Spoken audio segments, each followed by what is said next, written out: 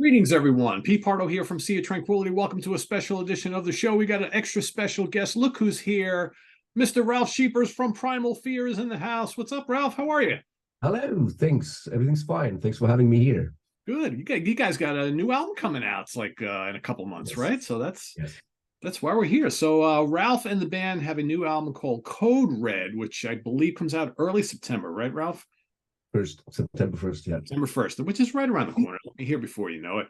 And you guys now are on Marcus Stager's Atomic Fire Records, right? So, which this is your first for Atomic Fire after many years with Frontiers and Nuclear Blast.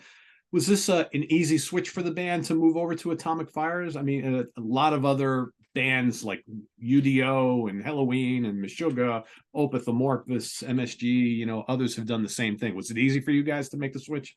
We had no choice, Pete. I mean, they branched away from Nuclear Blast. It was not our politics in the end. We just joined and stayed with Marcus, who initially all signed us back in the days, 1998 already. And he's a fan of the band, and he's, of course, the company boss.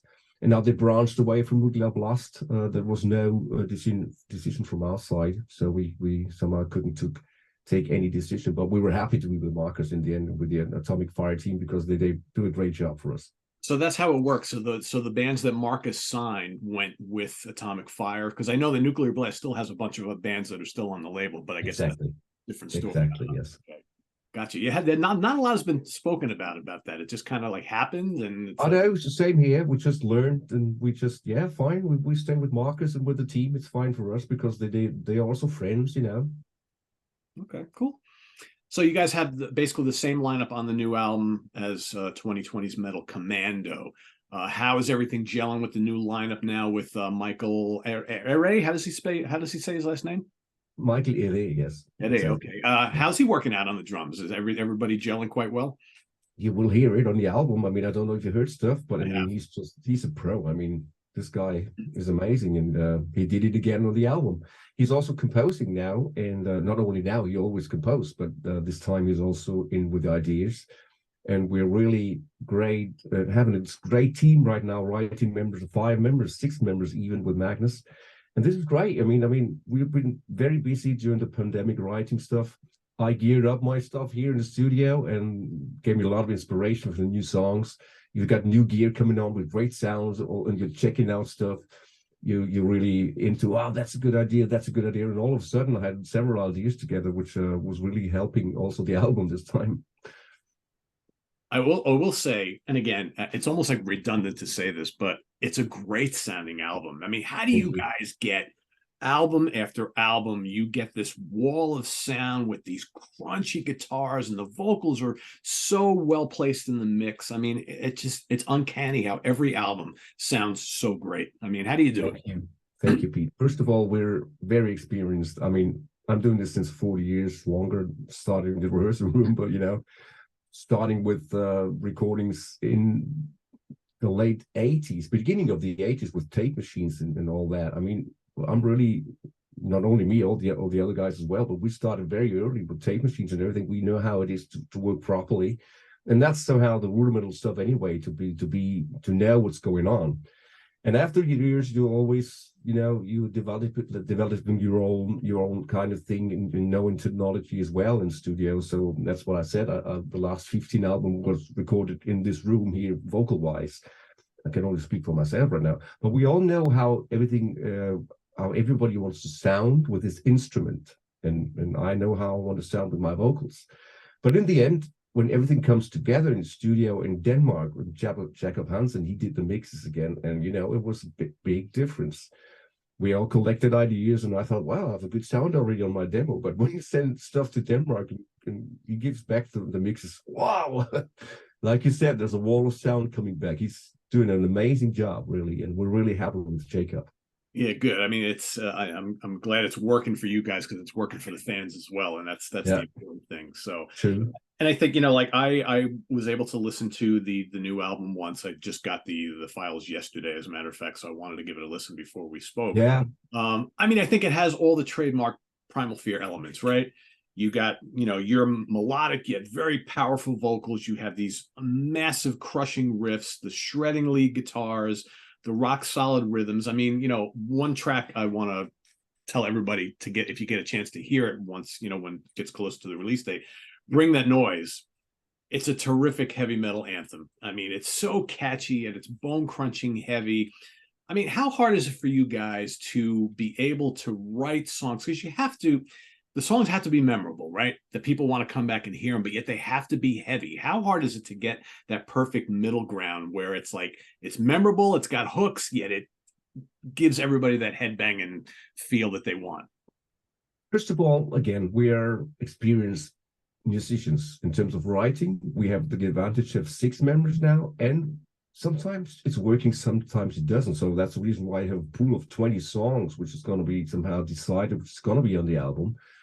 But then we have this feeling also where we think people would love to hear that and would like that kind of style, what we developed over the years, the Primal Fear stylish heavy metal, And that's what we thought, of course, would Bring That Noise too. I mean, we immediately heard, when we heard the riff and the melody coming up, they might like that, So that's a good thing. We also have the talent of choosing songs which are pleased by the fans. Yeah, for sure.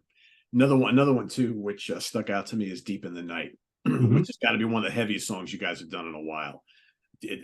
Any thoughts? I know it's early, but any thoughts about that song or which songs on the album you're going to pick to play live? Because one of the things when I listen to a Primal, and I've seen you guys live, so one of the things that whenever I hear a new album, like, all right, which of these would work best in a live situation? And the first time I heard that song, I was like, yeah, that's one that seems built for the stage. Would you agree? Is that one of the ones you think? Yeah, I mean, we didn't even have the chance to tour with Metal Commando because of the pandemic and everything. And now we did 2 shows with Hume Conning from Metal Commando, and it worked well. So sometimes you go into the rehearsal studios, Pete, and you try those songs, and sometimes they work and sometimes they don't. Some need a little bit of time to develop it as well, but we will see what's happening. I mean, we have the tour coming up in September now in Europe, and of course there's going to be new songs on it, and also songs from Metal Commando, and we want to play songs we never played live from the older albums. You see how difficult it gets now to pick a set list in the end. You can't please everybody, but in the end, we are trying it out in rehearsal studio. That's the most important thing, whether songs are working or not. But I'm quite sure Deep in the Night would work, because that's also the second single we're going to release, by the way. It's got to be tough. Like, after all these years and all these albums, when you get ready to go do a tour, it's like, what songs do we play, right? Because you have 5 to 6, 7, 8 that you have to play every show. Yes. And so, but you got all these other albums to draw from. That's got to be kind of maddening after a while to figure out, all right, what do we play based on what you guys want to play and what you think the fans want to hear, right? Exactly. I can only really double that. It's true. It's not so easy, but in the end, also this works out because people like our stuff from the past, and we also we're very lucky in the past picking good songs for the set list as well. You can only be good if you got good songs. So. Yeah, absolutely. Yeah. If as long as you got a big well to draw from, it's like it's really a win-win situation. And you need a little bit of diversity. You have those mellow moments with Fighting the Darkness with the ballad and so forth. You always have to be a little bit of interesting for a live show as well. I gotta say, you brought that up. I think Fighting the Darkness is one of my favorite songs from the band. Yet it's like not like most other songs. It's like you're one of those bands that I really like to listen to when I'm at the gym. I don't know if you've ever heard that from anybody before. It's just because, when you're working out, Primal Fear stuff is just great. And I gotta say, every time I listen to that album and Fighting the Darkness comes on, I rewind it and I play it again 2 to 3 times in a row because it's so good. And your vocals are so good on it. It's one of my favorites. Great, thank you very much. Cool. So I want to talk about your guitar players. So you guys have, at least on the albums, you have a lethal 3-guitar army. You got Tom Naumann, you got Magnus Carlsen, and Alex Bayrott. What's it like working with these 3 guys? I mean, they're so good. Yes, I can repeat that. I mean, the guys are amazing. I mean, Magnus is sitting at home because he can't tour because he's his family man and everything, and we totally understand and agree. But we never want to miss him in terms of composing songs. Not that we don't have somebody else who composes, but it's a great I mean, if you listen to the stuff he comes up with, it's just a must to have him in the end, right?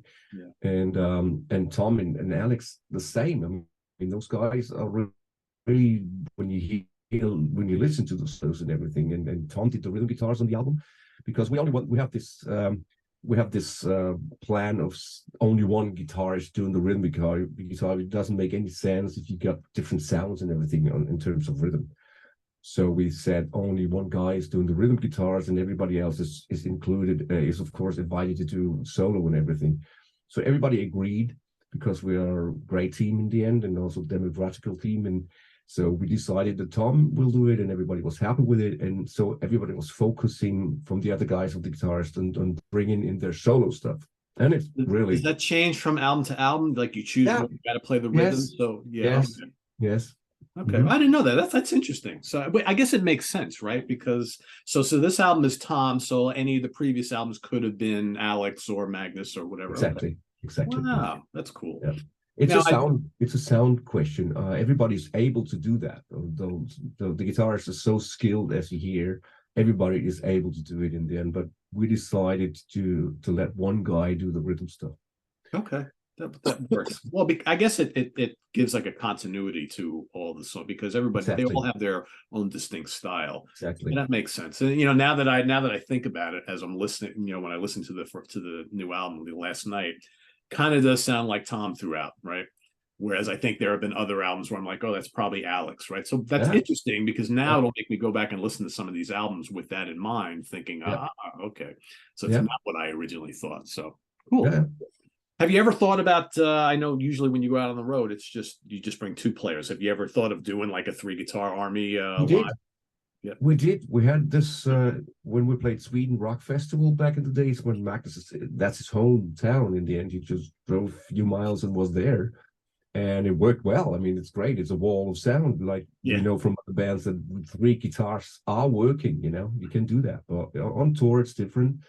You have, like I said, Magnus can't do the long touring anymore because of family, and we totally understand. Well, that's fine. Yeah. Well, two is fine, because I've only ever seen you guys with 2, and in fact, the last time I saw you guys in New York City, it was with both Tom and Alex. And awesome stuff. So I'll talk a little bit about the lyrics on the album. So again, not seeing printed lyrics, but basically listening and looking at the song titles, it seemed like a lot of the lyrical content on the album is centered on all the crazy shit that's going on in the world today. You got like cancel culture, the world is on fire. How, obviously we've lived through the pandemic. How much of current events has been, influencing all of your writing, like over the last couple of years?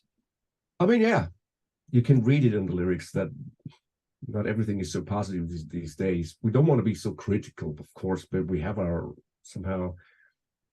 moments where we are still motivated to continue. Otherwise, there wouldn't be some future in the end, right? So, the entire album title, Code Red, is a sign of somehow of how the condition of the world is right now. Starting with this crazy style and this crazy way of how people are discussing nowadays on social media and so forth, without any respect, only seeing black and white, not somehow really accepting an opinion anymore, which is not a good development in our opinion. I mean, we should really go back somehow to have a respectful culture of discussing with each other. Starts also in television shows, where people are really starting to be more and more aggressive without accepting an opinion anymore. Of course, that has to be somehow a way how we do it in the end, with different opinions, true. But if we have a healthy conscience in the end, everything's fine. But we see a little bit the development is going somehow really backwards, and especially in social media, there's so much witch hunt going on. People are really just canceled out, even if something's based on rumors and shit. And that's a little bit of the story of cancel culture in the end. But that song was written 2 years ago already, so it's got nothing to do with things which are happening now. Yeah. It's just a common and basic thing which happened over the years since we are all joining social media, right? Yeah. So that was that. And in the end, Deep in the Night was somehow written from an own experience with women and so forth. Could also happen to women, to men, and so everybody has his own experience somehow bad too. So it's a little bit of writing down from your own experience, and it's also some science fiction going on again. If you listen to the song Steel Melter, coming from space, threatening people, threatening the earth, and maybe then we have the chance to be one again. Yeah. It's all sometimes you just fictive, very a lot of fiction going on as well here and there. You combine these two things. Yeah, you mentioned Steel Melter. I wrote down one of my questions was Steel Melter and Rage by Pain are two, man, kick-ass belters. And again, just going back to the production of the album, I mean, you listen to these songs like, holy cow, that's red hot. I think fans are really going to love these songs. Yeah. I think so too, yeah. Yeah. So that's what I said. Sometimes you have a little bit of science fiction coming on again in Primal Fear songs, like we already had in the first album with Chainbreaker, Those things are somehow, we always combine stories and true stories, and sometimes combine those two things to a new story in the end. Cool. Can you talk a little bit about Their Gods Have Failed? That's kind of like the big epic track on the album, and it's kind of bombastic, kind of like metal opera type of thing. Yeah. How that song came together? Yeah, it's pretty much like in a movie when a guy who's somehow the leader of let's say an army thinks about a fight which is going to happen tomorrow on the battlefield, walking around on the battlefield already. This is going to be the place which is people are going to die, unfortunately, tomorrow. It's pretty much movie. This is also Hollywood. So always remember, if you listen to the lyrics and you hear the song, our actors stand up again, have a coffee and a good time. So nobody's going to be killed. So yeah, this is, sometimes you have, it's poetical stuff behind it. So it's stories, it's not always the truth. And that song was also written way before the problem with Russia and so forth. So don't worry, it's got nothing to do with that. It's pretty much Hollywood. And yeah, it's the guy is thinking about the fight, the big battle, which is going to happen tomorrow. And then he wakes up the next morning and everybody goes to battle. And we all hear what's going on then and see and listen. And it's interesting because you're not the first person I've talked to in recent months where the bands are having new albums come out, where a lot of the material was written, 2, 3, 4 years ago. I mean, it's like the pandemic really has put like this kind of like, oh yes, like this pause on everything for the longest time. So really, you're releasing an album, going to be out and touring an album with the material already is a bunch. Whenever you have those situations where you can't do anything live, you only have two choices: whether you stick your head into the sand, do nothing, and be depressive, or being positive. And I think musicians basically are very positive people, because otherwise we couldn't do that anymore. It's a big deal to go out there and do this. It's sacrificing too, believe me. It's not only having fun and shit, it's all a huge sacrifice. And we are somehow, whenever we started doing this, that's our passion from deep within. So even if bad things happen, we still have those positive thinking behind it. Let's do something good out of the situation. And I think many musicians wrote loads of songs back in the days. Yeah. In the pandemic time. So one of the things you did during the pandemic is you got a chance to work with Michael Schenker. What was that like? Wow, yes. I mean, I did not met him at the time, but I was very happy that he invited me to sing his songs, and I was really happy about it. And I think the outcome was also very much hearable. So in the end, I'm happy. I met him when I was 16 and I was a kid and I was a fan, and he doesn't even remember. It was at the house of our first manager of my first band. I was 16 years old and sitting there like a fanboy, not able to speak, but he can't remember, of course. I don't even think he knows that. So I didn't meet him. We didn't have the chance because we were recording also the video in different rooms and studios. That's how it works nowadays, as you know. Yeah. But of course, I'm quite sure we're going to meet soon. Yeah, it seemed like a marriage made in heaven, right? So have you guys talked about doing something together again at some point? I mean, no, I mean, I was just, Michael Voss just wrote me and asked me if I would be able to do it and have the time to do it. And He also said you're welcome to bring in your ideas, but pretty much repeat what he brought up in terms of melodies and lyrics as well. So I just changed it a little bit to Ralf Scheepers a little bit with my style, and that's it. I'm really happy about it. That was very honored to be somehow taking part. Yeah, I mean, he got together a great group of vocalists to work on that album, and I think I was very surprised and happy to see you on there because it seemed like as soon as I saw it, I'm like, oh, well, that makes perfect sense. I think Ralf and Michael would work perfect together. Yeah. So I got to say, the first thing that I noticed when listening to the new album, and again, I've said this about you and the band's music many times over the years. I've been covering Primal Fear releases for, 2 decades, right? Your vocals are always so good. Your voice is always in such great shape, even seeing you live. I mean, what is your formula for success? And you and Matt Sinner, make the perfect, you guys work so well together because your voices they're different yet they're similar. I mean, how do you guys do this year after year, tour after tour, album after album? Just this vocal perfection that always is a feature part of any Primal Fear record. First of all, thank you for the compliment. Second, I know what I do. I know I'm a certain age now where it's getting not easier, but I know what I do as a vocal teacher as well. And I have my tools where I have my, not cuffing, but I have my tools and my exercises, what I do to keep me going. It's not always easy on tour because I'm a loud screamer, but and I'm not also 100% satisfied every day, but that's not, you can't be perfect all the time. And I think that's also what live music is about.